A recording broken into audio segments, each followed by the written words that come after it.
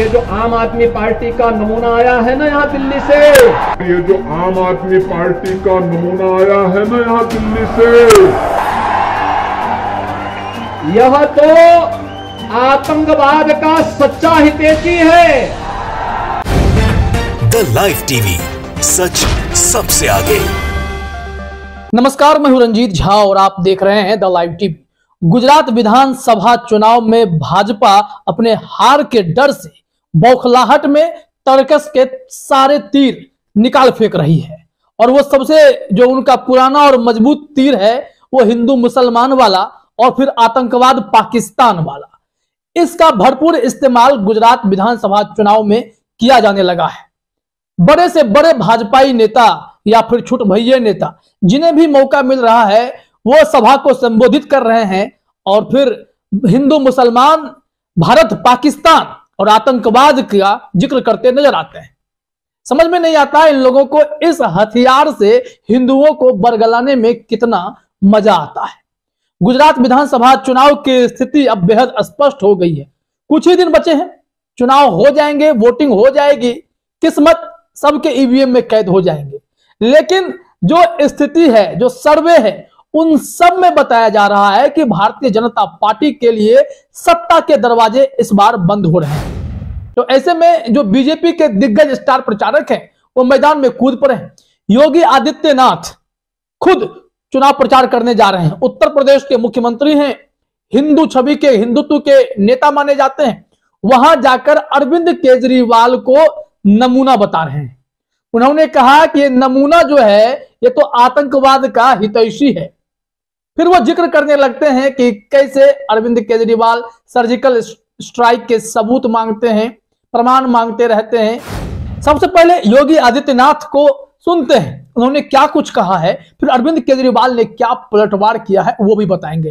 ये जो आम आदमी पार्टी का नमूना आया है ना यहाँ दिल्ली से, यह तो आतंकवाद का सच्चा हितैषी है। अयोध्या में राम मंदिर का विरोध करता है और जब भारत की सेना पाकिस्तान के अंदर जाकर के सर्जिकल स्ट्राइक करती है तब भारत के सैनिकों से कहता, बहादुर जवानों से कहता, इसका प्रमाण क्या है?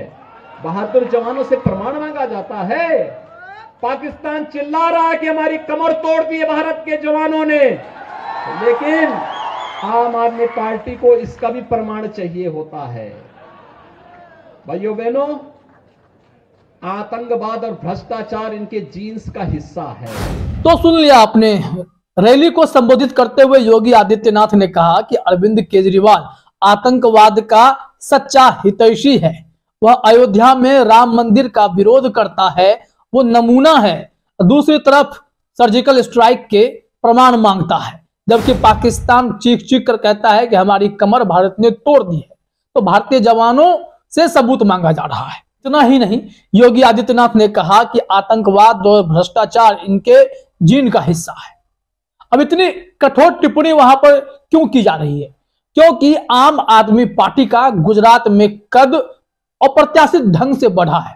जिस हिसाब से अरविंद केजरीवाल ने गुजरात की जनता में अपना भरोसा बढ़ाया है, तो फिर जनता ने भी उनको हाथों हाथ स्वीकार करना शुरू किया है। ऐसा लगता है कि कई सीटों पर भारतीय जनता पार्टी को कोई सबसे अधिक नुकसान पहुंचा रहा है तो फिर वो आम आदमी पार्टी ही है। 19 से 20 ऐसे सीटें बताई ही जा रही हैं जिसमें बीजेपी को डायरेक्टली आम आदमी पार्टी झटका दे सकती है। और इसी बौखलाहट में भारतीय जनता पार्टी अनाप शनाप बयानबाजी करने पर उतरी हुई है। यह तो योगी आदित्यनाथ की बात है। इनके अलावा भी गुजरात में चुनाव प्रचार करने गए केंद्रीय मंत्री ने भी पाकिस्तान का जिक्र कर डाला कि कांग्रेस को जिताएंगे तो पाकिस्तान खुश होगा। खैर, अरविंद केजरीवाल ने क्या कहा है पहले वो देखते हैं, फिर इस बात की चर्चा करेंगे। अरविंद केजरीवाल ने इसी वीडियो को शेयर करते हुए, चूंकि योगी आदित्यनाथ ने खुद शेयर किया, तो उस वीडियो को रिट्वीट करते हुए उन्होंने लिखा, अगर गंदी गाली गलौज चाहिए, गुंडागर्दी चाहिए, भ्रष्टाचार चाहिए, गंदी राजनीति चाहिए तो इनको वोट दे देना। अगर स्कूल, अस्पताल, बिजली, पानी, सड़कें चाहिए तो मुझे वोट दे देना। केजरीवाल ने बहुत शांति से अपनी बातें रख दी हैं। इन्होंने बता दिया कि दोनों में अंतर क्या है। ये लोग हिंदू मुसलमान करते हैं, हिंदुस्तान पाकिस्तान करते हैं, आतंकवाद का राग अलापते हैं कि कैसे अरविंद केजरीवाल आतंकवाद के हितैषी हो गए हैं। इसी पर केजरीवाल ने अपना जवाब लिख दिया, ट्वीट में लिख दिया कि अगर आपको सही रूप में विकास चाहिए, जो बिजली, पानी, सड़क, स्कूल, स्वास्थ्य का मामला होता है, उस पर वोट करना है तो केजरीवाल को वोट करना है। लेकिन जो योगी आदित्यनाथ जिस तरीके की बातें कर रहे हैं, तो फिर आप उनको वोट कर सकते हैं, चॉइस आपकी है। जाहिर तौर पर चुनावों में यह लगातार देखा जा रहा है कि अंतिम समय में उन तमाम हथकंडों को लगा दिया जाता है बीजेपी के द्वारा, जिससे कि ध्रुवीकरण किया जा सके, तुष्टीकरण हो। योगी आदित्यनाथ के वीडियो पर एक यूजर ने कमेंट किया है। योगी आदित्यनाथ का वीडियो निघत अब्बास ने शेयर किया। उस पर अभिषेक चौधरी ने कमेंट करते हुए लिखा, गालीबाज नेताओं का समर्थन गालीबाज करेंगे। शिक्षा, बिजली, सड़क, अस्पताल पर काम करने वाले महिलाओं को, तीर्थ यात्रा करने वालों को आप आतंकवादी कह रहे हैं। दिल्ली को 3 बार के मुख्यमंत्री को बनाने वाली दिल्ली की जनता को गाली देकर अपमान मत कीजिए, ये आपको शोभा नहीं देता मुख्यमंत्री जी। जाहिर तौर पर केजरीवाल भी खुद को हिंदुओं का हितैषी बताते हैं, खुद को भगवान भक्त आस्तिक आदमी बताते हैं, और ऐसे में जब योगी आदित्यनाथ उन्हें आतंकवाद का हितैषी बताते हैं तो उनके समर्थक भी उन पर पलटवार कर रहे हैं।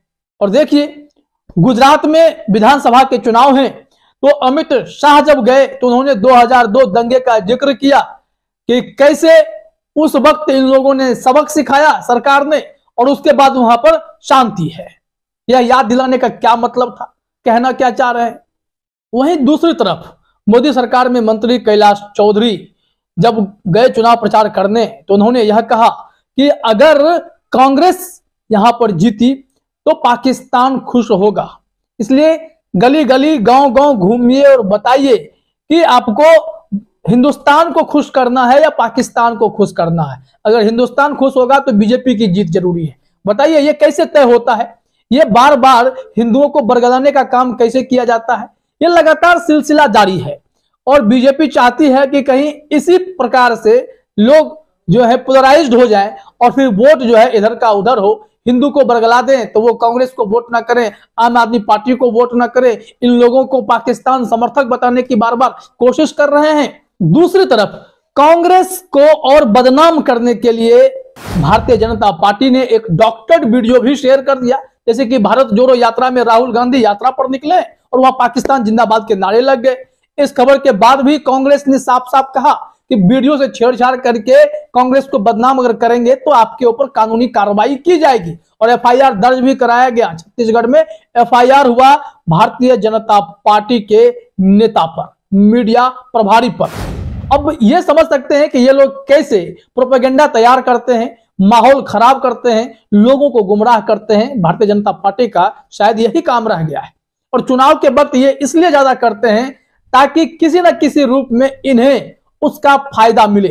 वो हिंदुओं को संगठित कर वोट अपने पाले में ट्रांसफर कराना चाहते हैं, लेकिन गुजरात की जनता 27 सालों की हुकूमत से ऊब चुकी है। जो एंटी इनकम्बेंसी है और गुजरात के जो तमाम ऐसे मुद्दे हैं जिनको यह सरकार छुई तक नहीं, जिन पर काम नहीं हुआ, उन सब के खिलाफ जन आक्रोश है। और यह आक्रोश वोट के रूप में तब्दील होकर किसके झोली में गिरेगा, ये तो आप देखेंगे जब सरकार बनेगी, जब चुनाव हो जाएंगे, काउंटिंग होगी तो पता चल जाएगा कि सत्ता की चाबी किसके पास गई है।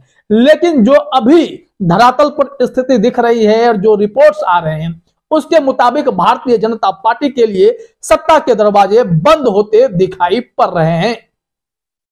फिलहाल इस वीडियो में इतना ही। आप सभी का हमसे जुड़ने के लिए बहुत बहुत धन्यवाद। द लाइव टीवी, सच सबसे आगे।